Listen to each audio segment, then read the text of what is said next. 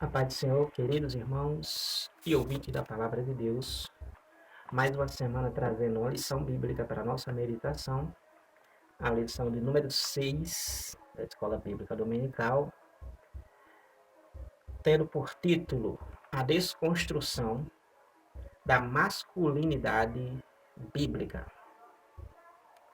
É o tema que a gente abordaremos nesta aula. A leitura em classe se encontra em Ruth, capítulo número 4, versículos número 7 até o versículo número 12. Leitura em classe. Assim diz a palavra do Senhor nosso Deus para a nossa meditação. Havia, pois, já de muito tempo, este costume em Israel, quanto à remissão e contrato, para confirmar todo o negócio, que o homem descalça o sapato e o dava ao seu próximo. E isto era por testemunho em Israel. Disse, pois, o remedor de Boaz. Disse, pois, o remedor a Boaz: toma para ti. E descalçou o sapato. Então Boaz disse aos anciãos e a todo o povo: sois hoje testemunhas de que tomei tudo quanto foi de Elimeleque e de Quilion de Malom, da mão de Noemi. E de que também tomo por mulher a Ruth, a moabita, que foi mulher de Malom, para suscitar o nome do falecido sobre a sua herdade, para que o nome do falecido não seja desarraigado dentre seus irmãos e da porta do seu lugar. Disto sois hoje testemunhas. E todo o povo que estava na porta e os anciãos disseram: somos testemunhas. O Senhor faça a esta mulher que entra na tua casa, como a Raquel e como a Leia, que ambas edificaram a casa de Israel, e já valorosamente em Efrata, e faze-te nome afamado em Belém. E seja a tua casa como a casa de Pérez, que Tamar teve de Judá, da semente que o Senhor te der desta moça. Leitura bíblica em classe, capítulo 4 de Ruth, que na verdade é para a compreensão do texto em classe. A gente devemos termos a noção do livro de Ruth em si, justamente para fazermos apoio à questão de responsabilidade de Boaz, liderança de Boaz e verdadeiramente o caráter que ele tinha.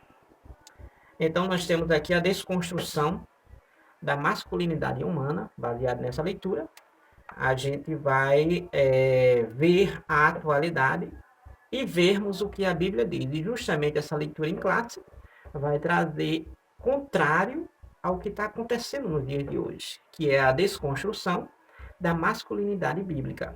Ou seja, a desconstrução da responsabilidade, da chefia, da soberania, do domínio masculino, da liderança masculina, principalmente em termos familiar.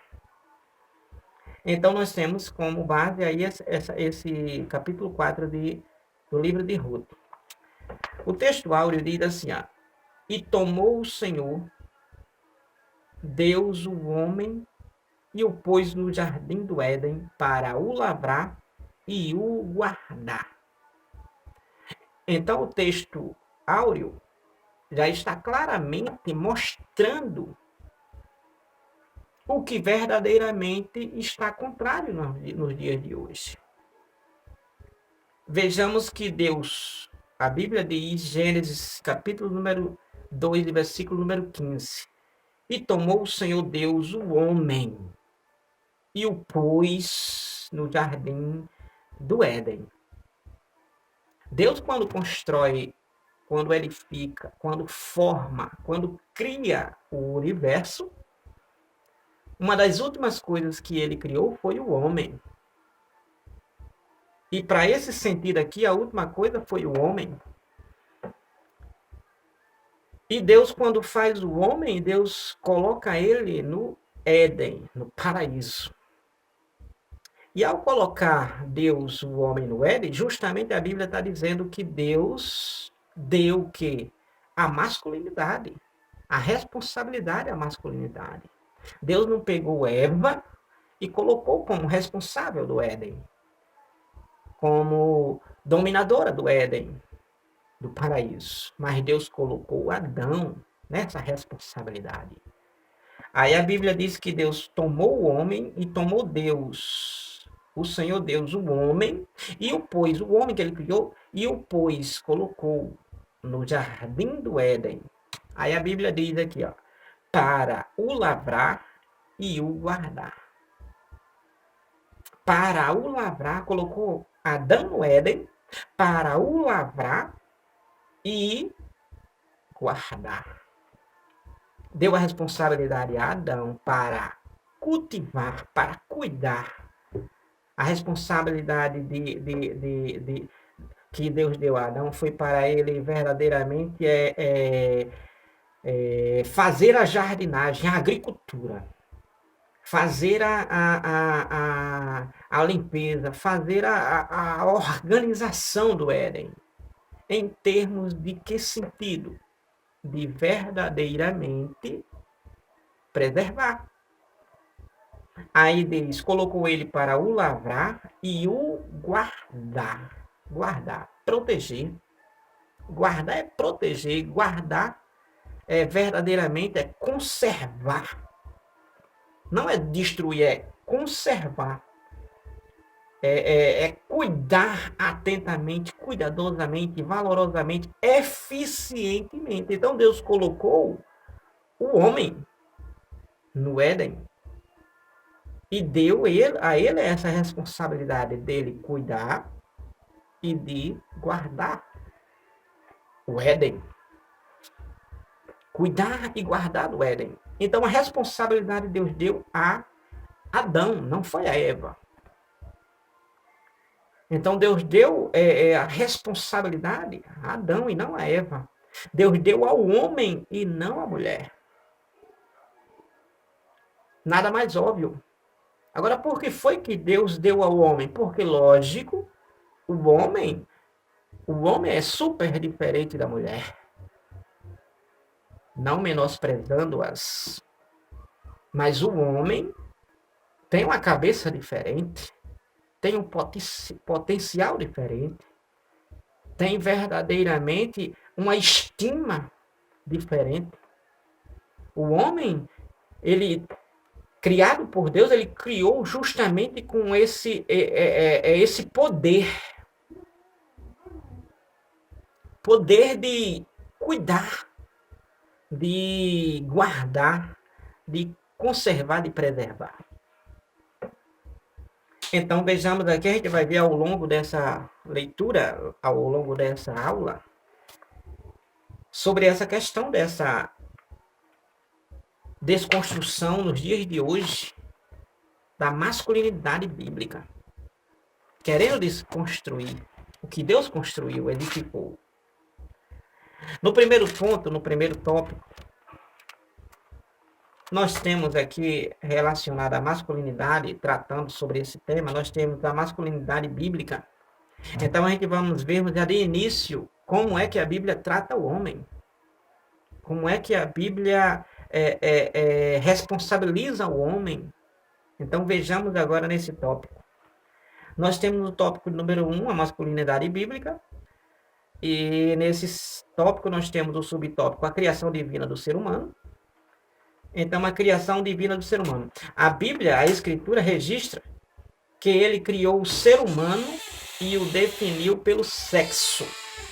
Ou seja, macho e fêmea, homem e mulher. Então, quando Deus cria, quando Deus forma, quando Deus define, a criação dos habitantes da terra, sendo este um homem, sendo este uma mulher, sendo eles macho e fêmea. Então, principalmente, a Bíblia diz que Deus definiu pelo sexo. Como assim? Deus fez macho e fêmea. Deus fez homem e mulher. Então, vejamos a sequência.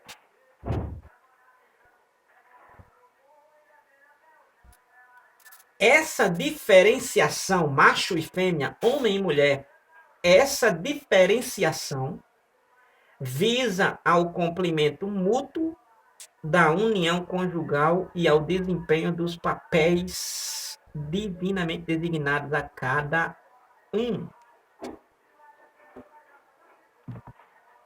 Então, essa diferenciação macho e fêmea justamente é porque essa diferenciação entre o macho e a fêmea, entre o homem e a mulher, porque justamente se complementam, se encaixam, se unem. Então, essa diferenciação que Deus criou foi justamente viável, cabível, útil, indispensável. Não é à toa que a Bíblia Sagrada vai dizer, olhe só para você entender, Atos dos Apóstolos, capítulo número 17, está escrito assim. Capítulo número 17 de Atos dos Apóstolos, versículo número...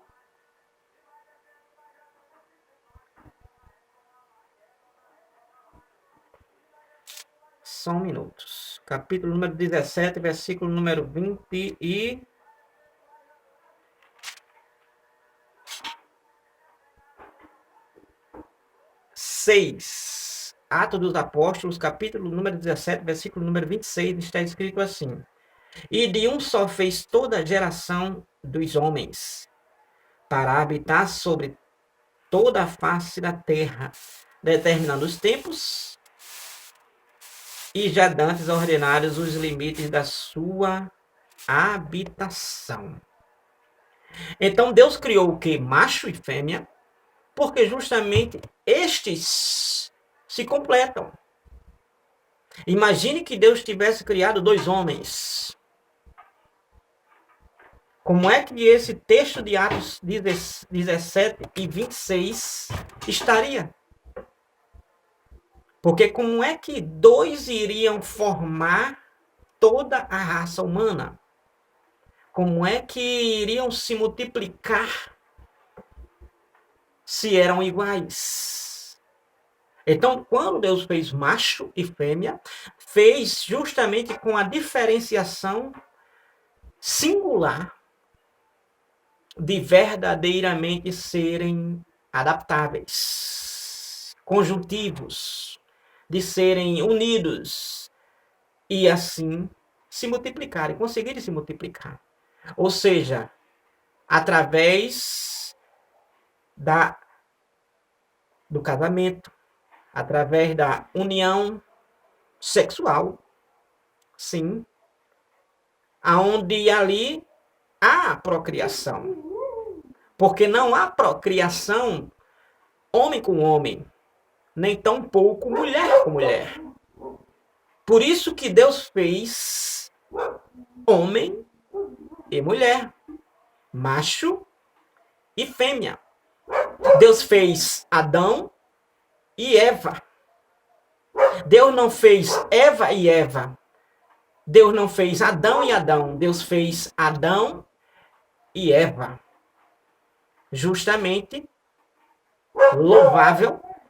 E assim nós temos toda essa raça humana.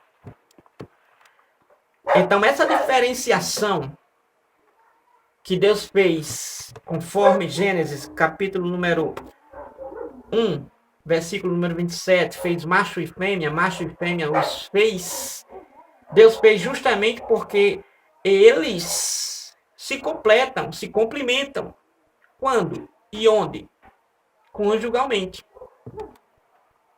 Quando há um matrimônio, quando há um casamento, quando há uma aliança que é justamente dada por Deus, então esse cumprimento, através da união conjugal, traz essa esse papel, traz esse objetivo criado por Deus. Aonde hoje em dia está acontecendo diferente. Está acontecendo completamente ao contrário. Homem não querendo casar. Mulher não querendo casar, mas querendo se relacionar com mulher. Mas querendo se relacionar com homem. Isso é antagônico ao que a palavra de Deus, justamente, conforme o propósito que é criado por Deus, defende. Então está contrário. Está completamente indo na contramão daquilo que Deus projetou. Primeira carta de Paulo aos Coríntios, capítulo número 11, versículos 11 e 12, a Bíblia diz que, todavia, nem o varão é sem a sua mulher, nem a mulher sem o varão, no Senhor. Porque como a mulher provém do varão, assim também o varão provém da mulher. Mas tudo vem de Deus. Então, o homem, conforme Paulo está falando aqui aos Coríntios, capítulo 11, ele diz que todavia nem o varão é sem a mulher, ou seja, o homem ele precisa da mulher, como também a mulher precisa do homem. Aí como é que a cultura diabólica dos dias de hoje está trabalhando? Está trabalhando justamente com essa apologia, com essa defesa, aonde realmente é um grande incentivo, aonde as mídias, aonde as TVs abertas, aonde a internet, aonde as propagandas, as apologias são enormes quanto a essa questão. E tem crescido muito o homossexualismo, tanto relacionado à mulher, como também relacionado ao homem. Hoje a gente podemos vermos que em pequenos lugarejos, antes em grandes cidades, mas hoje em pequenos lugarejos se encontra essa perversidade. E tudo isso, quem está por trás de tudo isso é o pecado. E justamente o diabo, dono do Criador, o dono do pecado, o Senhor do pecado. Então nós temos aí nenhuma outra criatura, quando Deus criou aqui, a criação divina do ser humano, Deus criou macho e fêmea, criou perfeitamente, não errou. Não errou. Alguém nasce mulher, aí de repente, pelas apologias, diz assim, não, eu não sou mulher, eu sou homem. Eu descobri que eu sou homem. E as defesas das ideologias de gêneros é justamente que o homem ele vai descobrir que ele é homem ou não quando ele tiver já uma idade tenra, né? Uma idade mais a mais. Então, até então, ele é neutro. Como também a mulher. Não, Deus criou perfeitamente macho e fêmea. Essa ideologia, ela não provém de Deus, ela provém do diabo. Porque Deus fez claramente, 1:27 de Gênesis, Deus fez macho e fêmea, homem e mulher. Há aqueles que querem mudar a anatomia, mas não conseguem, ainda que tentem, mesmo diante das muitas investidas financeiras. Homem querendo ser mulher e se transforma. Coloca seios e etc. Muda o órgão, etc. Mas continua ainda com a fisiologia, continua ainda sendo, mesmo que descaracterizado, mas continua. Porque o gameta masculino sempre vai ser gameta masculino. O gameta feminino sempre vai ser o gameta feminino. Então Deus criou divinamente. A criação divina do ser humano foi criada perfeitamente por Deus. Nenhuma outra criatura foi feita como ser humano. Deus não errou, Deus criou o animal, né? A partir da sua palavra. Deus criou o sol, lua e estrelas a partir da sua palavra. Os anjos a partir da sua palavra. Deus criou terra, mares, as plantas. Deus criou tudo a partir da sua palavra. Deus disse, haja luz e apareceu a luz. Apareceu a lua, apareceu o sol, apareceu as estrelas. Deus disse, apareçam as plantas e apareceu as plantas. Deus disse, apareçam os animais que voam, celestes, que se rastejam, terrestres, que nadam, marinhos, e apareceram. Mas quando foi para criar o ser humano, Deus criou de uma forma diferente.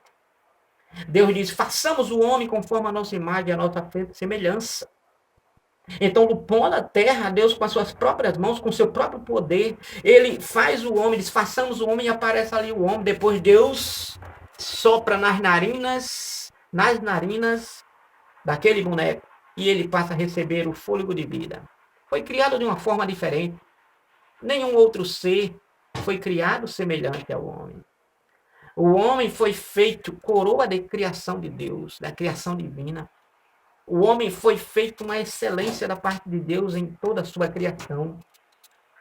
Assim como também a mulher.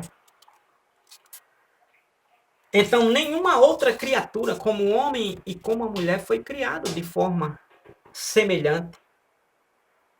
Nenhuma. Tudo foram criados, mas foram criados a partir da palavra. Mas o homem foi criado de uma forma especial. Deus soprou em suas narinas. A mulher foi criada de uma forma especial. Deus fez o homem dormir, tirou uma parte da sua costela e dali fez a mulher. Nenhuma outra criatura foi semelhante à criação do homem e da mulher. E Deus criou de modo tão especial que não errou em nada. Não errou em nada. Deus fez perfeitamente o homem. Deus fez perfeitamente a mulher. E eles se completam um ao outro. Ao criar o ser humano, Deus os fez olhando para si mesmo. Isto é, para sua própria imagem e semelhança. Por conseguinte, o ser humano é considerado a coroa da criação. Então Deus criou olhando. Por que Deus criou olhando? Porque a Bíblia diz que Deus soprou nas narinas do homem, do boneco em si, na verdade, e ele recebeu vida. Então, se Deus chegou e teve uma aproximação, é como que Deus estivesse aproximando o rosto dele do homem. Mas isso é uma forma de analogia, de comparação.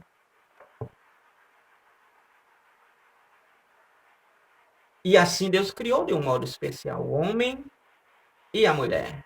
O homem coroa da criação de Deus. Subtópico número 2, nós temos as características da masculinidade. As características da masculinidade. Então, ao criar o homem, Deus lhe confiou duas tarefas primárias e essenciais. Ao criar o homem, Deus criou ele dando essas características essenciais. Que características são essas? E primárias, de tarefas que Deus concedeu ao homem. Justamente características da masculinidade. Ou seja, cultivar a terra. Cultivar.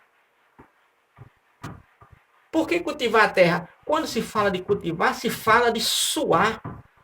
Se fala de produzir. Então é o homem que deve produzir. É o homem que tem essa tarefa de custear, de trabalhar pela manutenção da vida. Então Deus deu duas características primárias e essenciais para o homem. Primeira, cultivar a terra. Cuidar. Preparar a terra. E em segundo, guardar ela. Preservar ela. Conservar ela. Aonde a gente vemos nos dias de hoje que está descaracterizada a essa característica dada por Deus ao homem, está descaracterizada. Aonde não se preserva, aonde não se conserva. Não é preciso sair nas mídias, campanhas e mais campanhas, aquecimento global, aquela questão da destinação do lixo, você reciclar e aquela questão toda. Não é preciso. Todos nós temos essa consciência. Mas e essas campanhas acontecem justamente para quê? Para que venham ter uma sensibilidade maior por parte da humanidade. Mas trazendo em questão, Deus deu as características principais da masculinidade humana, que é de cuidar da terra. Então é função do homem, é função da masculinidade, da característica do macho, do homem, cuidar, cultivar e guardar a terra. Deus deu para Adão. Então, isso significa que as funções de provedor e protetor são primárias da natureza do homem. As funções que Deus está dizendo aqui, 2:15 de Gênesis, que é cultivar e guardar, que Deus deu ao homem, essas funções aqui significam que realmente o homem é o provedor e protetor. Provedor e protetor. Cultivar, provedor. Porque o provedor? Porque o provedor é aquele que vai trazer a produção, trazer o progresso, a alimentação, trazer. Protetor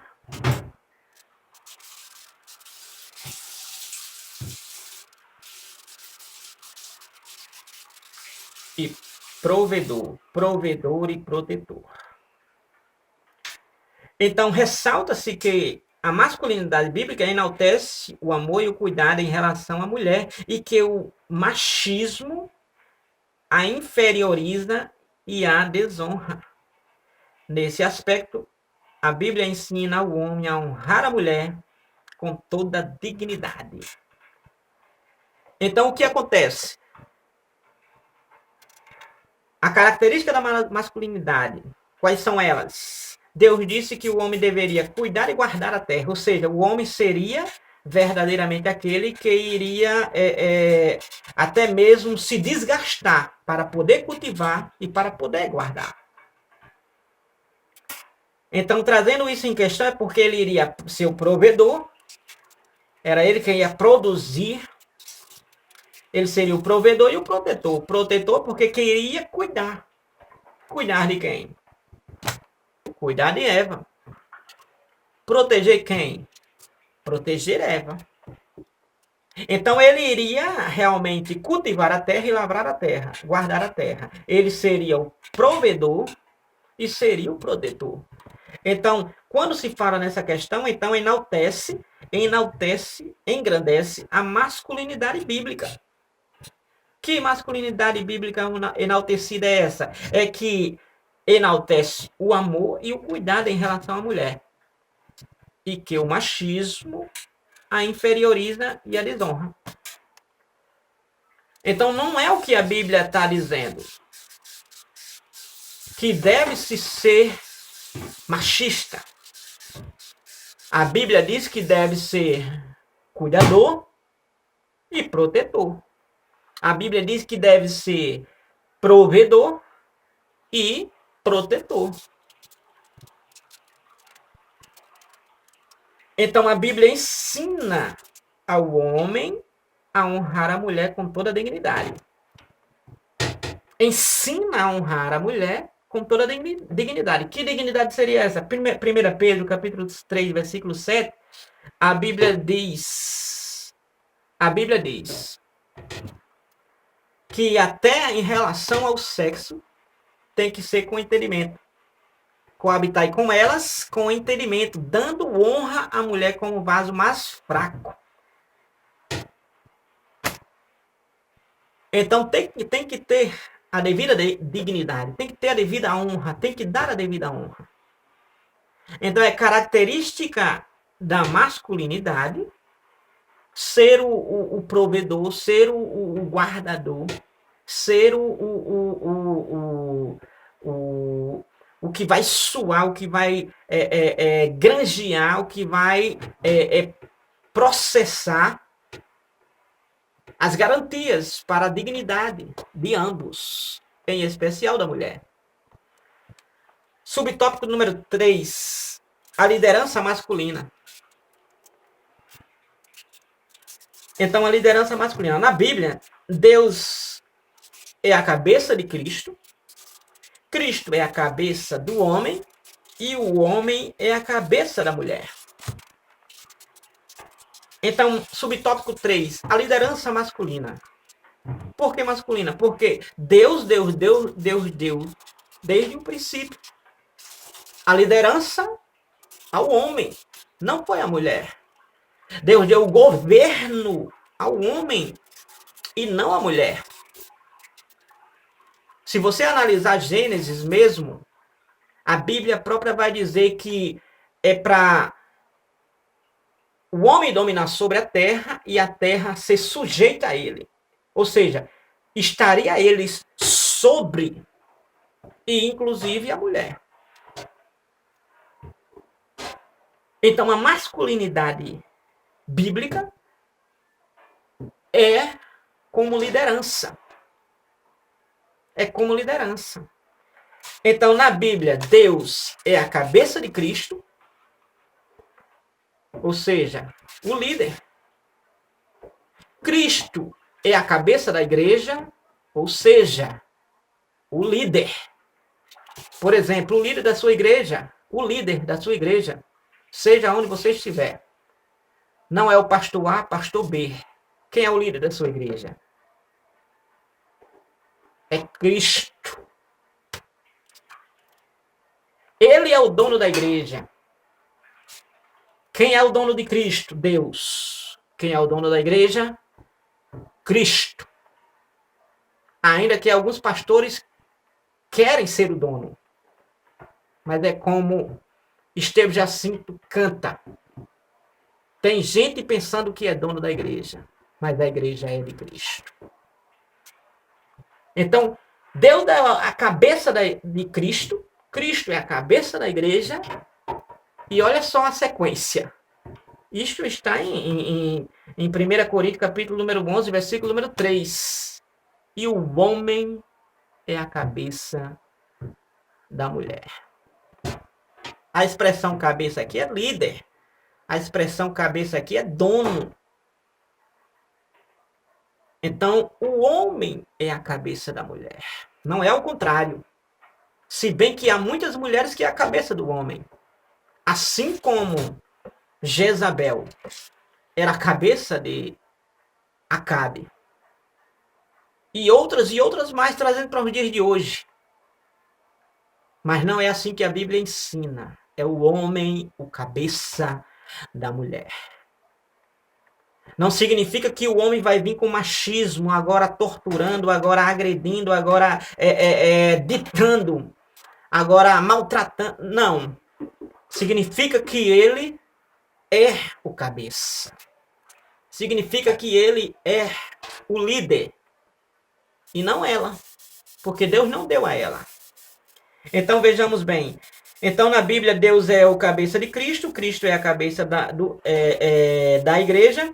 Cristo é a cabeça do homem. E o homem é a cabeça da mulher. E o homem é a cabeça da mulher. Então vejamos. O movimento feminista de viés neomarxista considera esse modelo como um sistema machista opressor para com a mulher. Enquanto a Bíblia ensina que o homem é líder, a liderança é masculina, aí hoje tem o feminismo ensinando ao contrário. Que a mulher não precisa se submeter ao marido. Que a mulher não precisa se submeter ao homem. A mulher pode ser independente. A mulher deve ser independente. O feminismo vem com toda a força diabólica justamente para tirar a liderança masculina, para combater a liderança masculina. E infelizmente tem ganhado muito espaço. Infelizmente tem ganhado muito território, muito campo, muita influência. Mas a Igreja de Cristo, as igrejas precisam trazer à tona, precisam trazer a verdade, precisam ensinar a liderança. Até mesmo em um culto específico, talvez um estudo, ou talvez, possivelmente, mais provável, em um culto de doutrina, mais especificamente. Mas, infelizmente, a crise é grande hoje em dia. Justamente por falta de disposição, de mentalidade, de se debruçar nas Escrituras e de ter uma inspiração que justamente vai vir através da palavra de Deus e muitas vezes passa desapercebido. Mas graças a Deus estamos estudando essa lição bíblica para mostrarmos justamente essa temática tão importante. Então o feminismo, o movimento feminista de viés neomarxista, ou seja, com as teorias de Karl Marx, apesar de um grande pensador, filósofo, advogado e aí por diante teoristas, um homem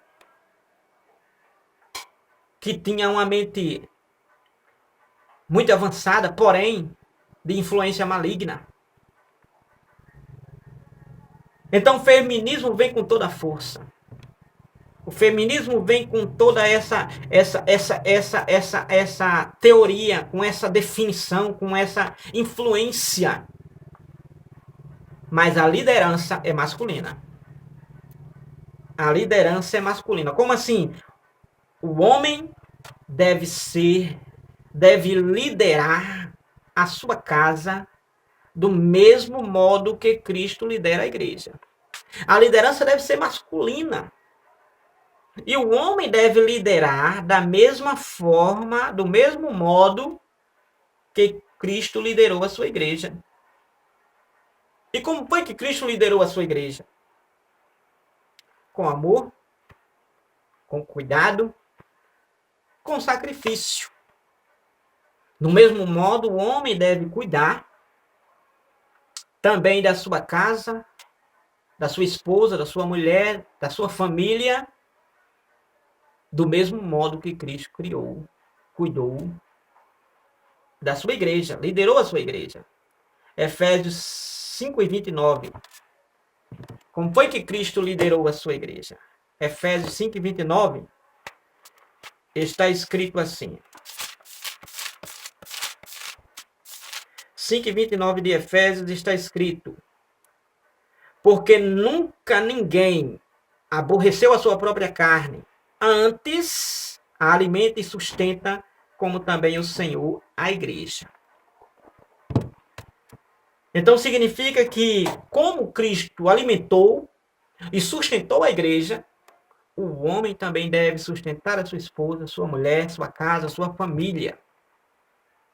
Porque o texto é bem claro, 5:29 de Efésios: ninguém jamais aborreceu a sua própria carne. Ninguém vai querer crucificar a sua própria carne, matar a sua própria carne. Então vejamos. A liderança masculina requer a prática de algum tipo de sacrifício pela mulher. Então a prática da liderança masculina requer a prática de algum tipo de sacrifício pela mulher. 5:25 de Efésios está escrito assim: vós maridos, amai vossas mulheres, como também Cristo amou a igreja e a si mesmo se entregou por ela. Então o comentarista traz à tona que requer a liderança masculina a prática de algum tipo de sacrifício pela mulher. Ou seja, fazer por onde verdadeiramente, mesmo que seja crucificante, mesmo que seja realmente difícil, mas apresentar algum tipo, fazer de tudo para trazer a dignidade e a honra para sua esposa, para sua família, para a mulher em especial, que é o tema de hoje. Então, a liderança masculina, quando assume a liderança masculina, requer a prática de algum tipo de sacrifício pela mulher. O homem deve evidenciar virtudes tais como, dentro da masculinidade, dentro da liderança masculina. Então, o homem apresentando a masculinidade masculina, a masculinidade, na verdade, a liderança masculina, então ele precisa apresentar tais virtudes. Quais virtudes são essas que ele precisa apresentar? Sendo como líder, assumindo a liderança. Então, ele precisa apresentar, o comentarista coloca aqui, ó, fortaleza, ser forte. Porque se a mulher é fraca, imagine o homem sendo fraco. Imagine se Jó na liderança masculina, Jó diante de toda aquela crise, não tinha mais ninguém para contar, só tinha sua esposa. E de repente a sua esposa fraca, fraca, fraca. Manda ele abandonar a Deus, manda ele virar as costas para Deus. Mas ele não vira, ele precisou ser forte. Ele precisou ser forte. Tirar força de onde não tinha, mesmo diante das crises existenciais, presenciais na sua vida, na sua família. Perdeu 10 filhos, perdeu a riqueza e agora estava doente, à beira da morte, praticamente. Então precisa apresentar o homem que assume a liderança masculina. A liderança masculina precisa apresentar tais virtudes como fortaleza, sabedoria, como resolver a problemática, como resolver o problema, como solucionar, como desdobrar aquela situação de maneira prudentemente, de maneira eficiente e de maneira que louve a Deus, glorifique a Deus. Então, como sair de tal situação? Então, a liderança masculina é uma cabeça que verdadeiramente vai ter a melhor das melhores soluções para a problemática de então. Então, precisa apresentar fortaleza, precisa apresentar sabedoria, que é a forma de lidar com os problemas de maneira louvável, e coragem. Imagine uma liderança masculina frouxa, uma liderança masculina medrosa, uma liderança masculina que verdadeiramente seja um frouxo da Silva. Não dá. Não dá. Como foi que Deus criou? Deus criou o homem para ser cultivador e guardador, provedor e protetor. Agora imagine o homem não sendo corajoso. É por isso que a Bíblia Sagrada vai dizer o quê? Não temas. Foi o que Deus disse para Josué. Foi o que Deus disse para os patriarcas, para seus servos. Foi o que Jesus disse para seus discípulos. É o que Jesus diz para nós. Então vejamos, é preciso ter coragem. Por quê? Porque a masculinidade, a liderança masculina precisa de coragem. Coragem para verdadeiramente enfrentar aquela situação, aquele problema, aquela adversidade, aquela circunstância. Coragem, amor e respeito. Então, a masculinidade, a liderança masculina precisa apresentar essas virtudes. Dentre elas, taxando, o homem precisa ser o provedor e o protetor. É ele quem vai trazer o sustento, é ele quem vai alimentar a casa. alimentar a esposa, fortalecer, dignificá-la, honrá-la. Além de tudo isso, está incluso aí amor e respeito. Como assim? 5:25 de Efésios. Como também 26, 27 e até o 29, 28 também de Efésios. Como Cristo amou a igreja, o homem deve também amar a sua esposa. Como Cristo se entregou pela sua igreja, o homem também deve se entregar pela sua esposa. Ele deve se sacrificar pela sua esposa. É uma realidade. E isso está dentro daquilo que Deus estabeleceu. É isto que é realmente dado por Deus para que seja colocado em prática. Então é preciso isso ser evidenciado sobre o cônjuge, sobre o matrimônio, sobre o relacionamento conjugal.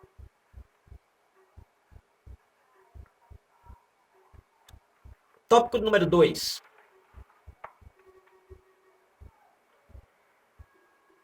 A síntese desse tópico número 1. Deus criou o homem com funções de prover e proteger a sua família, trazendo assim segurança à sua casa. Responsabilidade dada por Deus ao homem. Tópico número 2. A erosão da masculinidade. O desgaste, a degradação da masculinidade. A erosão da masculinidade. Subtópico número 1. A apologia à homossexualidade. A apologia à homossexualidade. Olha só. Em tempos pós-modernos, que é o que nós estamos vivendo hoje, a ideologia de gênero,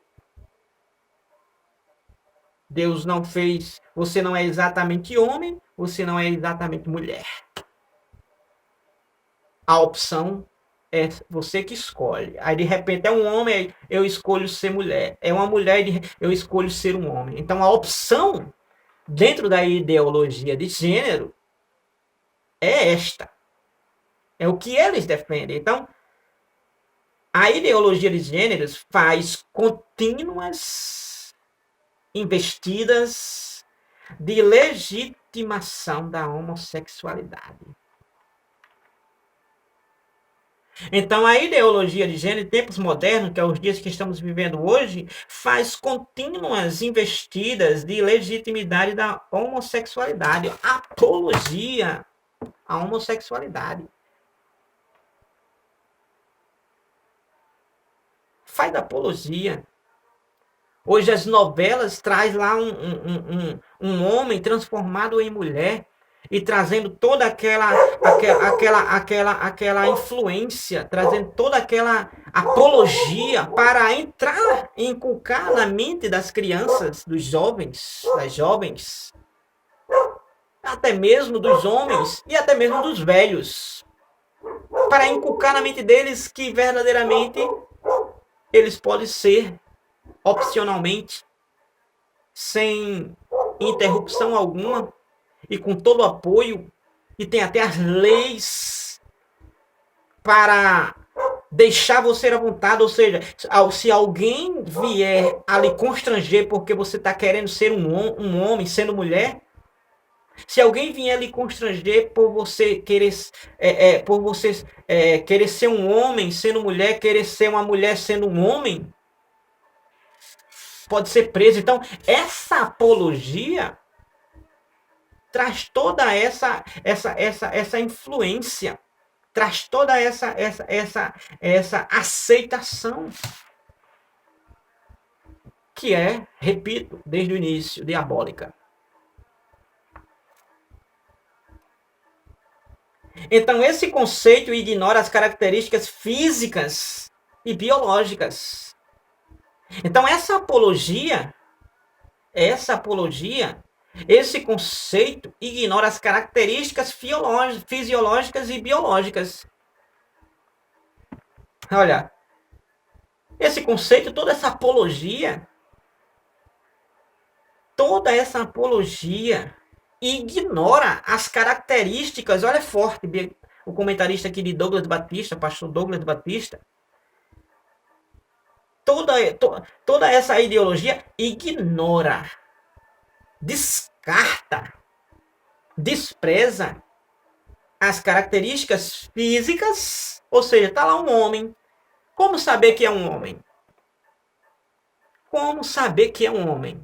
Logicamente, todo mundo percebe quem é um homem e quem não é um homem.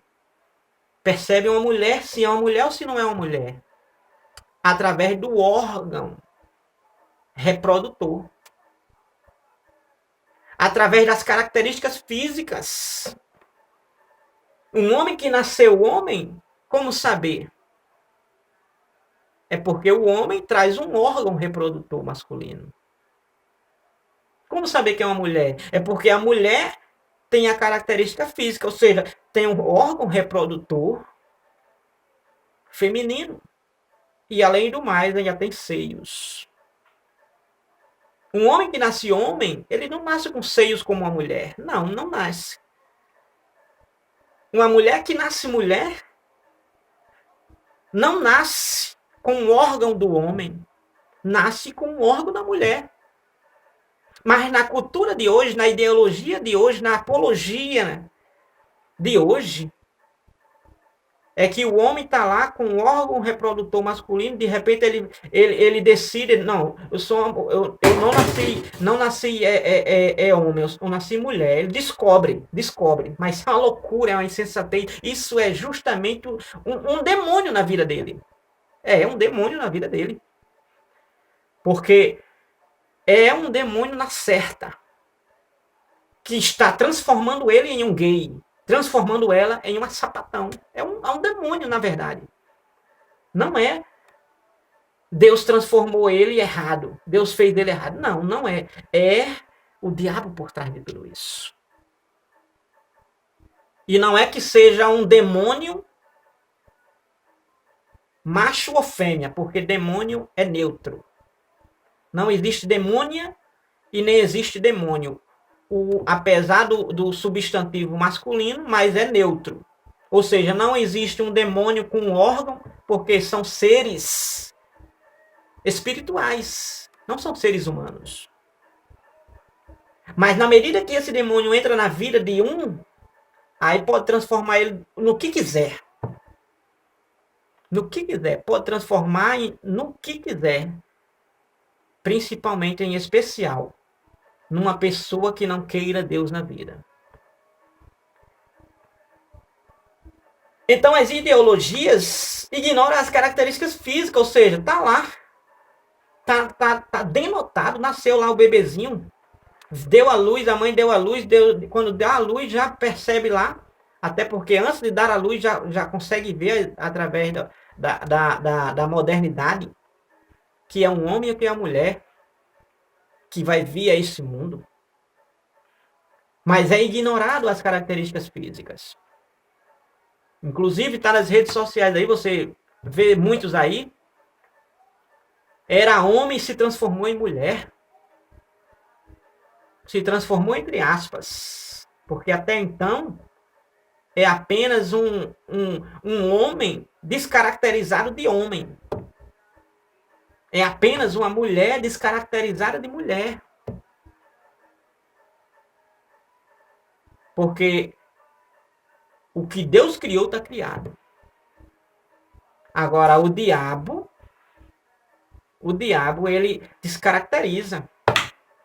Ele transforma a verdade em mentira e a mentira em verdade. O diabo ele faz isso, contudo, para desviar o homem do caminho certo. Então, esse conceito de ideologia de gêneros, essa apologia, então, ignora as características físicas e biológicas, ou seja, hormonalmente, desconsiderando as características. Imagine, o homem, ele cresce barba, bigode. O homem, ele tem uma característica biológica diferenciada da mulher, como também uma característica física diferenciada da mulher. Mas no conceito aí da ideologia de gênero, descaracteriza e ignora todas essas características. Tenta colocar abaixo, ou seja, desconstruir essa verdade. Desconstruir esse projeto, que apesar de tudo não desconstrói. Porque o que Deus fez está feito.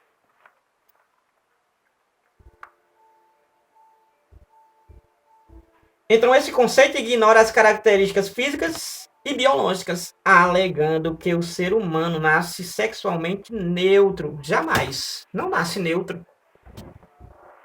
Se o ser humano nascesse sexualmente neutro, o que aconteceria? Ele nasceria sem o órgão. Mas ele já nasce perfeitamente da forma que ele chegará a uma idade mais velha, da forma que ele iniciará o seu ciclo de vida a partir de vir a este mundo. Então ele já nasce física e biologicamente perfeitamente de acordo com o que Deus projetou. 1:27 de Gênesis, macho e fêmea o criou. Então ele já nasce com essa característica, com essa fisiologia, com essa biologia. Ele já nasce.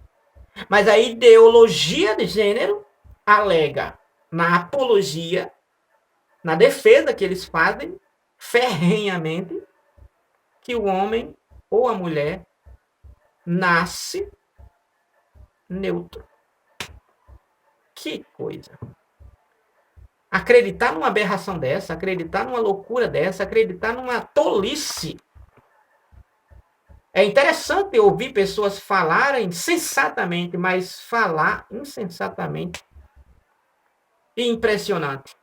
Até pessoas acadêmicas, até pessoas de elite, até pessoas das mídias, de influência, das TVs, dos telejornais, pessoas da alta sociedade, pessoas de grande poder aquisitivo, pessoas milionárias.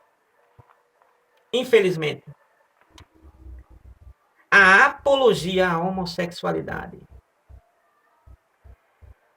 cresce tremendamente, infelizmente. Infelizmente.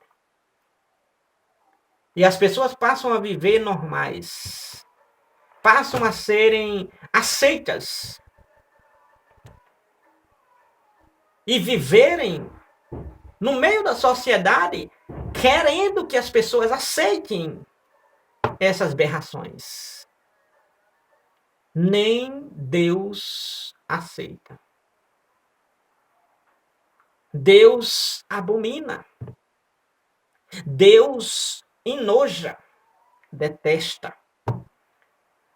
Você pode dizer, mas Deus ama a todos. Sim, Deus ama, mas ele aborrece o pecado. Você que é gay, você que é sapatão, Deus lhe ama. Agora, Deus, com seu amor, se você morrer com esse pecado aí, Deus não vai lhe levar para o céu. Por quê? Porque você não está justamente de acordo com aquilo que ele deseja. Aceitando a ele e vivendo de acordo com a vontade dele. Então, o fato de Deus amar, Deus ama a todos da humanidade. Por exemplo, Deus ama quem obedece a ele e quem não obedece a ele. Assim como Deus ama aquele que serve a ele, mas também Deus ama aquele que não serve a ele. Deus ama aquele que crê nele, mas Deus também ama aquele que não crê nele. Então não pense que o amor de Deus vai isentar o juízo dele sobre você, se você permanecer e morrer nesse pecado. Jamais. Está escrito no Pentateuco, quando Deus disse para Moisés para dizer para Israel, para o povo, que seria morto o homem que deitasse com homem. Deus disse, ó, não deitará homem com homem como que fosse mulher. Então isso significa que Deus não aceita. Amar é uma coisa, aceitar é outra. Então veja bem, a apologia à homossexualidade. Essa concepção invalida a criação divina da raça humana como ser binário, ou seja, masculino e feminino. Então, essa ideologia quer desconsiderar, invalidar a criação binária que Deus criou, ou seja, macho e fêmea, homem e mulher. Subtópico número 2. Nós temos a responsabilidade negligenciada. Por que a responsabilidade negligenciada? Olha só, o comentarista ele diz aqui, ó, em virtude da relativização da masculinidade, ou seja, não colocar o homem como absoluto, como chefe, como dono, como senhor, como provedor, como protetor. Então, essa relativização da masculinidade ao modelo bíblico vem sendo abandonado. Ou seja, o que Deus determinou está sendo abandonado. Está sendo abandonado. A identidade masculina, que deveria estar associada à virilidade, ou seja, ao homem, a capacidade de prover e prover a família, é substituída por indivíduos de duplo ânimo, vacilantes e inconsequentes. Então, essa identidade de responsabilidade masculina, de liderança masculina, como vimos no tópico 1, que deveria estar associada à virilidade, ou seja, ao homem, a capacidade de prover e proteger a família, é substituída por indivíduos de duplo ânimo. É substituída por indivíduos de duplo ânimo. Que indivíduo de duplo ânimo seria esse? Uma parcela é incapaz de sustentar a sua própria casa. Não pelo desempenho, mas pela aversão ao trabalho. É justamente porque o homem que deveria ser o provedor, o homem que deveria ser o protetor, o homem que deveria cultivar e guardar, então tem essa aversão. Que aversão é essa? Provérbio capítulo 21 e 25 está escrito exatamente. Olha qual é a aversão. Ou seja, subtópico 2, responsabilidade negligenciada. O desejado preguiçoso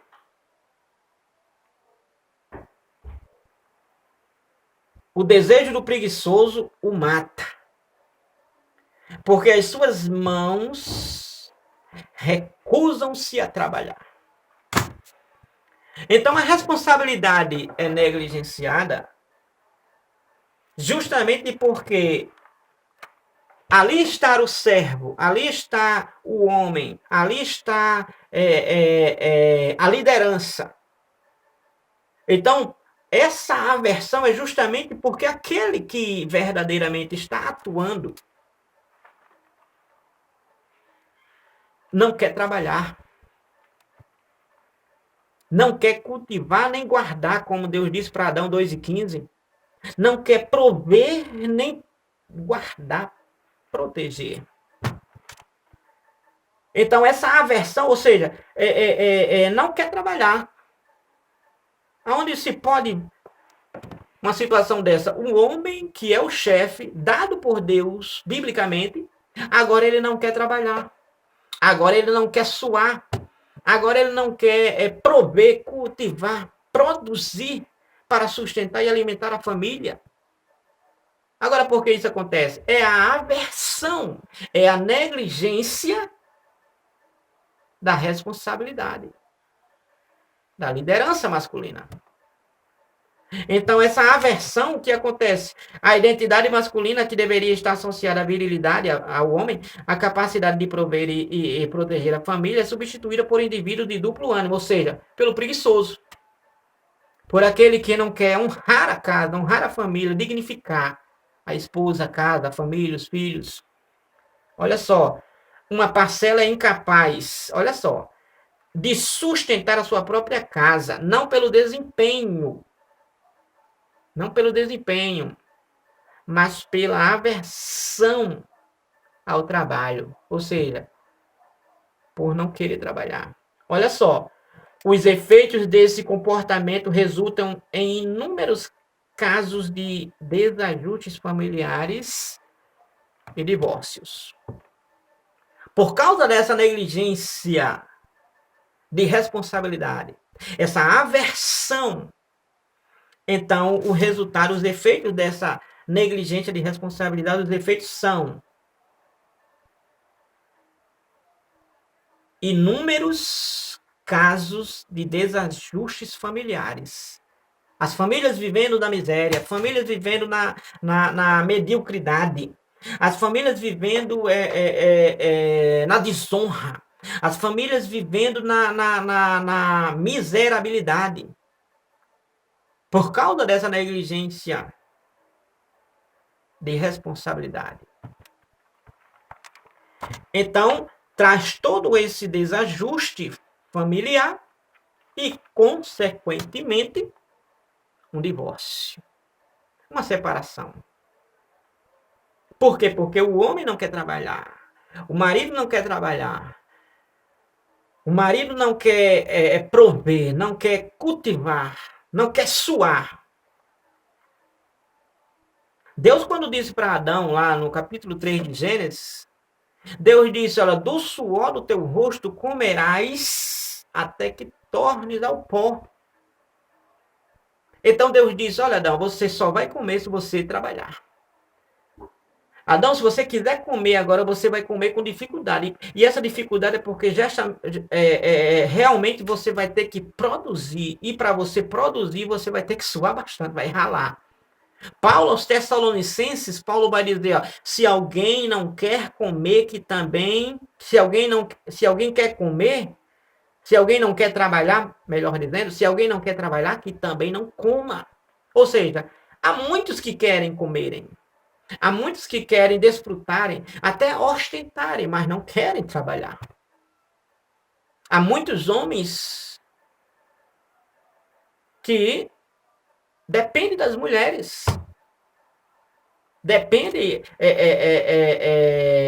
não do seu suor, mas depende de outros.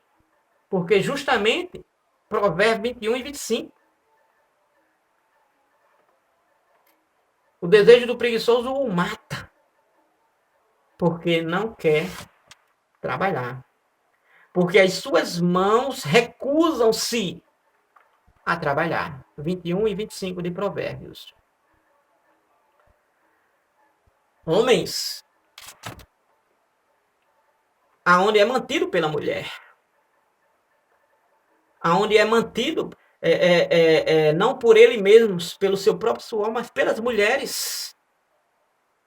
Homens que, como diz Provérbios 21 e 25, suas mãos se recusam a trabalhar. Ou seja, não tem esse desejo de trabalhar. Querem o dinheiro, mas não querem trabalhar. Querem a comida, mas não querem trabalhar. Querem a ostentação, querem as regalias, mas não querem trabalhar. E querem viver sendo custeado por terceiros, talvez um pai, uma mãe, ou um sogro, uma sogra. Isso não foi o que Deus projetou. O homem tem que ser o provedor. O homem tem que ser o mantenedor. O homem tem que ser verdadeiramente aquele que vai doar, suar, para trazer o sustento para sua casa, sua família, seus filhos, sua esposa, dignificá-la. Sacrificando-se por eles ou por ela. Vejamos bem.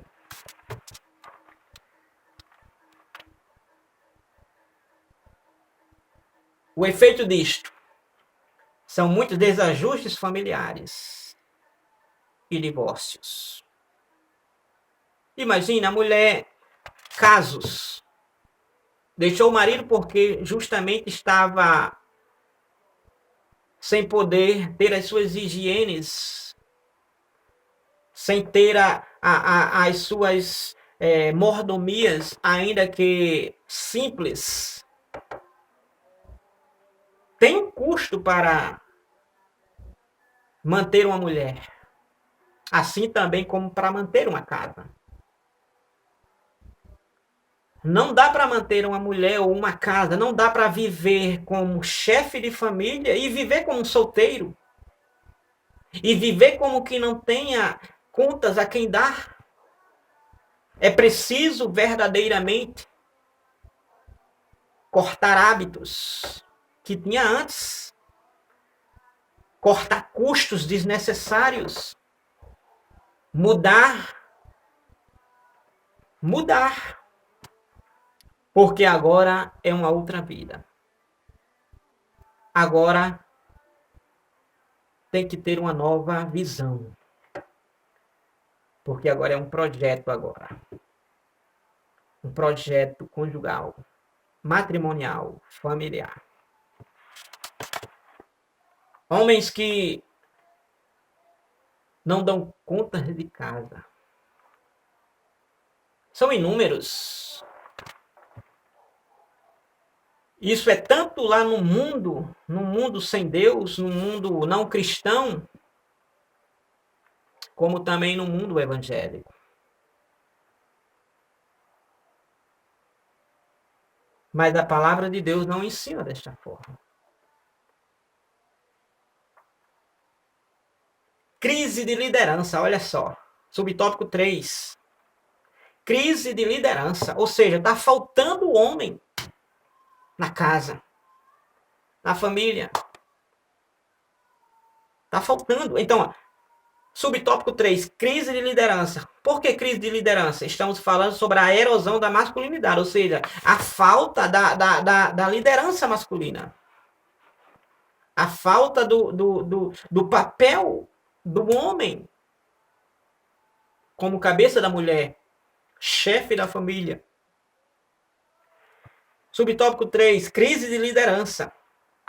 Por que crise de liderança? A crise de liderança é a crise de masculinidade que tem gerado homens incapazes de exercer liderança. Onde já se viu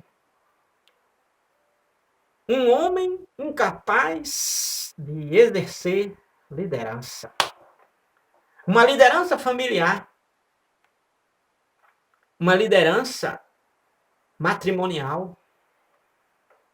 Uma liderança no lar.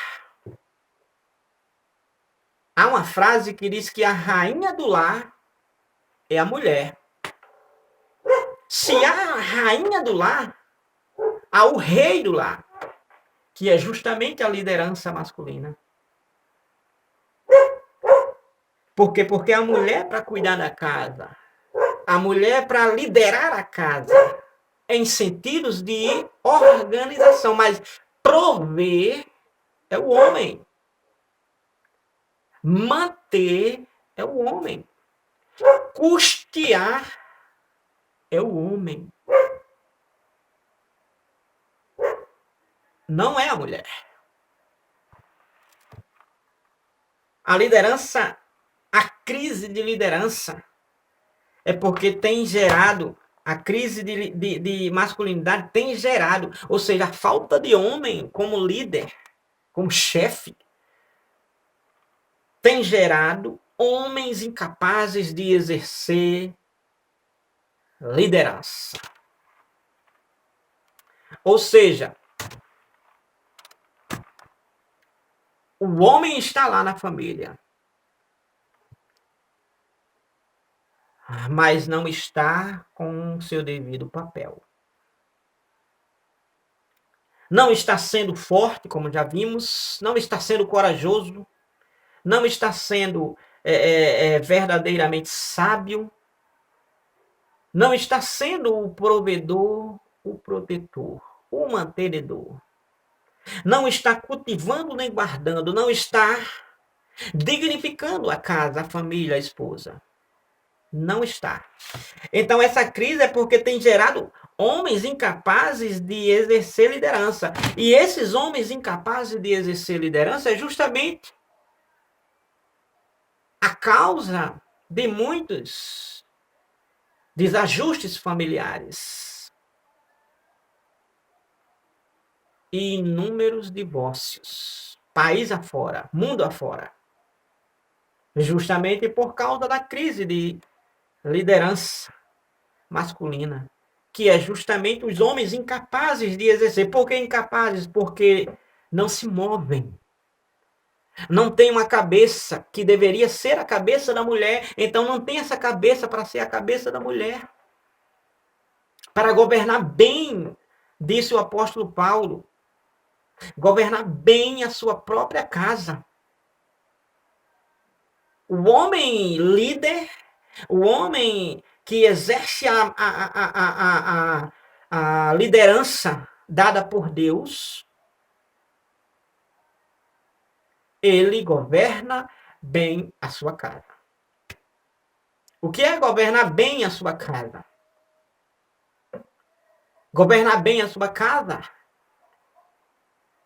é manter o amor e o respeito pela devida esposa, sua esposa.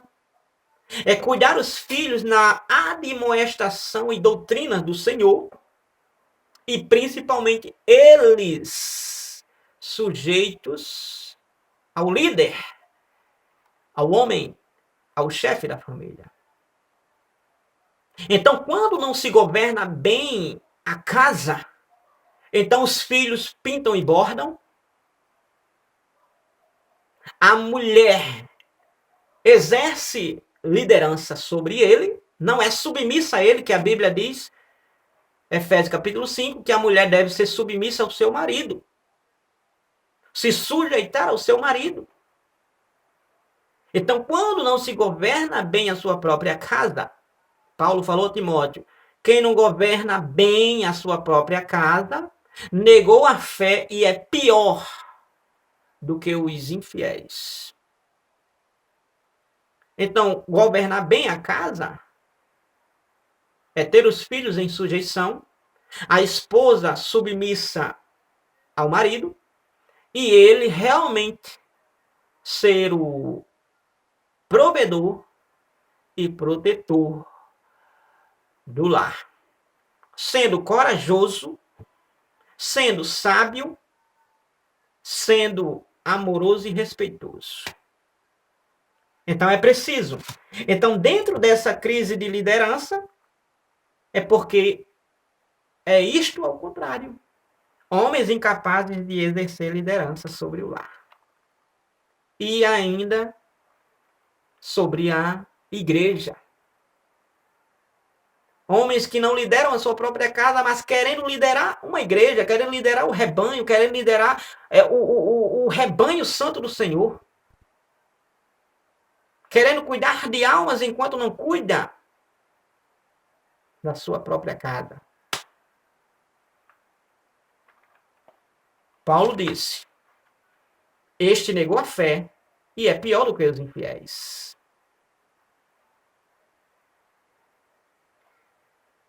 Então, crise de liderança. Em Ezequiel, capítulo número 22, versículo número 30, olha o que acontece.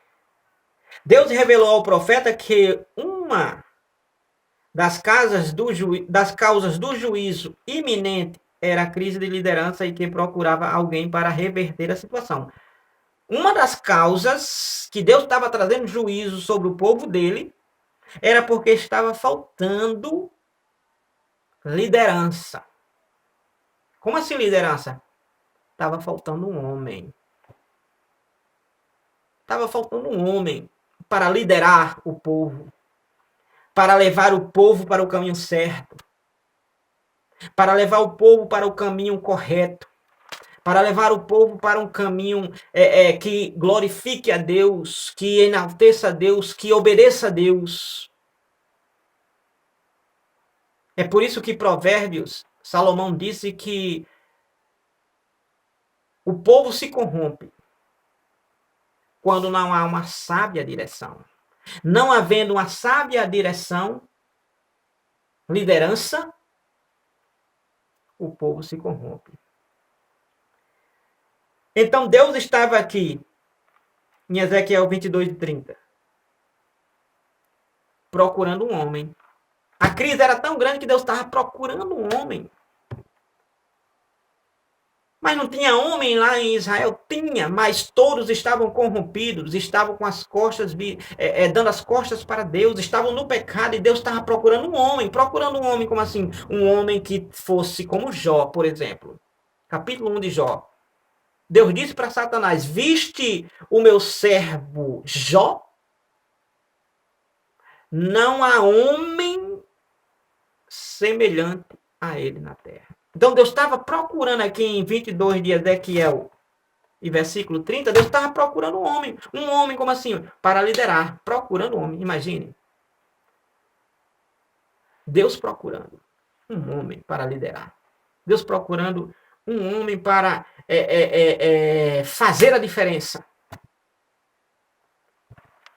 O comentarista diz aqui, nesse caso, olha o comentarista, Deus ainda procura esse tipo de homem na atualidade. Deus procurou e ainda procura a aplicação de Douglas Batista. Na atualidade. Um homem na atualidade. Um homem que governe bem a sua casa. Que governe bem o rebanho dele. Um homem que seja realmente cultivador e guardador. A desconstrução da masculinidade bíblica é grande nos dias de hoje. É grande. Por que é grande? Porque hoje, até os próprios pastores, infelizmente,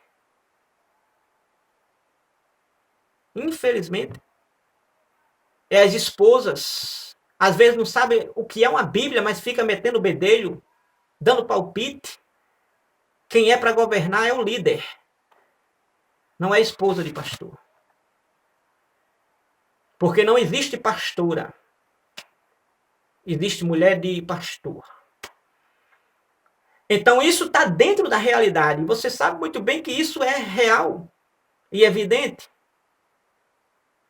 Com todo respeito, respeitar a mulher do pastor, a esposa do pastor, mas ela não é líder. Ela é uma auxiliadora. Eva não era líder. Não era. Eva, lá do Éden, de Adão, ela era auxiliadora. Ela era para auxiliar, ajudar, não era para liderar, era para auxiliar. Auxiliar. Uma mulher pode liderar? Pode. Mas alto lá. Tem homem. Deus deu ao homem. A liderança foi dada ao homem. A liderança familiar foi dada ao homem. A liderança eclesiástica foi dada ao homem. A liderança espiritual Deus concedeu exclusivamente ao homem. Exclusivamente ao homem. Há raridades na Bíblia? Há. Raridades, casos excepcionais. Mas a liderança foi dada ao homem. A crise de liderança. Crise de liderança. A erosão da masculinidade é representada pela apologia e a homossexualidade e a negligência da responsabilidade masculina e a crise de liderança. Então, essa erosão da masculinidade é dada justamente por causa da apologia à homossexualidade,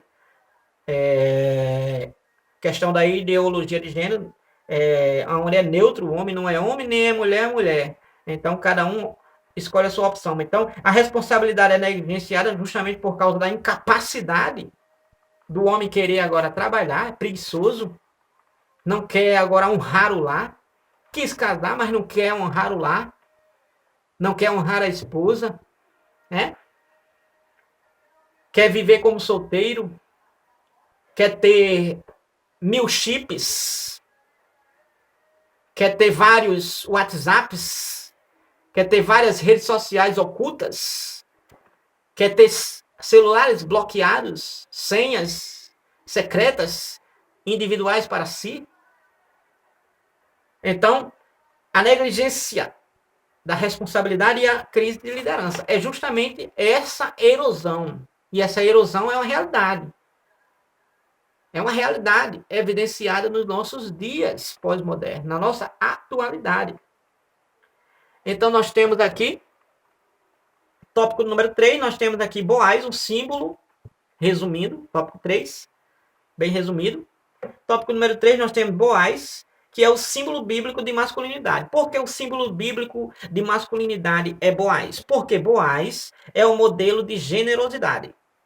Subtópico número 1. Modelo de generosidade, porque ele se compadeceu de uma mulher chamada Ruth e também da outra chamada Noemi. Ambas viúvas e sendo ele agora parentes.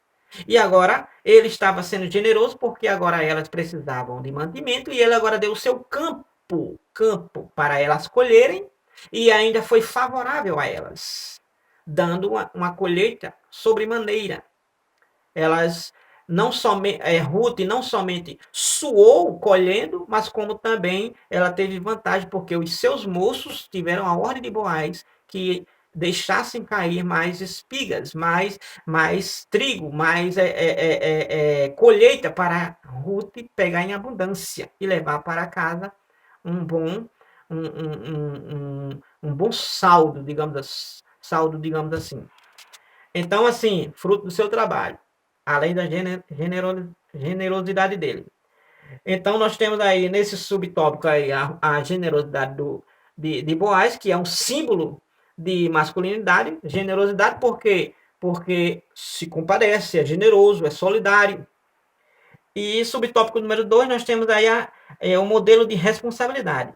Modelo de responsabilidade, nós temos aí porque Boaz, ele decide comprar as verdades de seu parente, Quilion, Malom e Elimeleque, aonde agora as noras Noemi e Ruth estavam agora na pobreza e precisavam de um remidor, de alguém que custeasse a vida delas.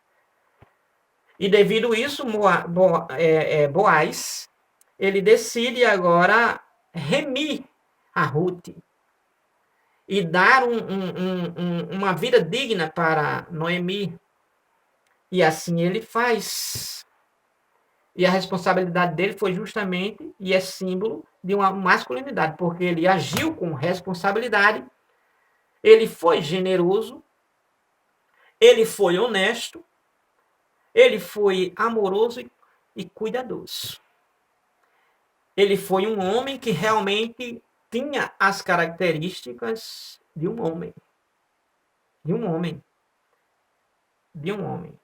Não vou avançar, pois justamente essa questão do tópico 3 é apenas para simbolizar um homem como verdadeiro homem, com seu devido papel.